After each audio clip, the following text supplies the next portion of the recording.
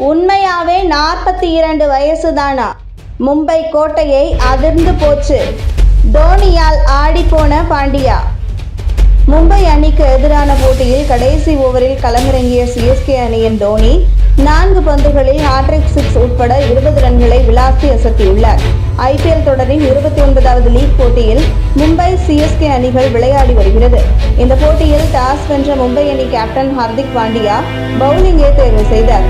இதன் பின் களமிறங்கிய சிஎஸ்கே அணி 20 ஓவர்களில் 4 விக்கெட்டுகள் இழப்பிற்கு 206 ரன்களை குவித்துள்ளது. சிறப்பாக விளையாடிய அதிரடி வீரர் சிவம் துபே 38 பந்துகளில் 2 சிக்ஸ் 10 பவுண்டரி உட்பட 66 ரன்களை விளாசினார். அதேபோல் கேப்டன் ருத்துராஜ் கெய்க்வாட் 40 பந்துகளில் 5 சிக்ஸ் 5 போர்ஸ் உட்பட 69 ரன்களை விளாசினார்.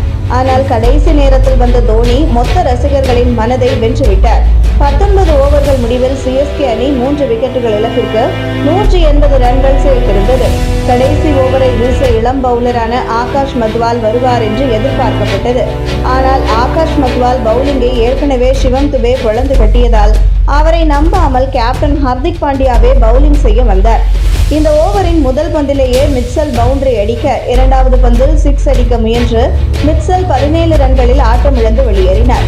இதன்பின் சிஎஸ்கே அணியின் நட்சத்திர வீரரான தோனி களம் புகுந்தார்.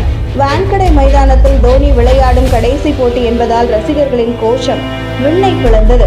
ஹர்திக் பாண்டியா வீசிய 3வது பந்தில் லாங் ஆஃப் திசையில் தோனி 6 அடிக்க, 4வது பந்திலும் வைட் லாங் ஆன் திசையில் 6 விளாசி தள்ளினார்.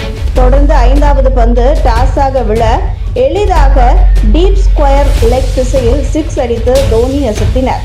கடைசி பந்தில் 2 ரன்கள் சேர்க்கப்பட தோனி 4 பந்தில் ஹாட்ரிக் 6 உட்பட 20 ரன்களை சேர்த்து அசத்தினார்.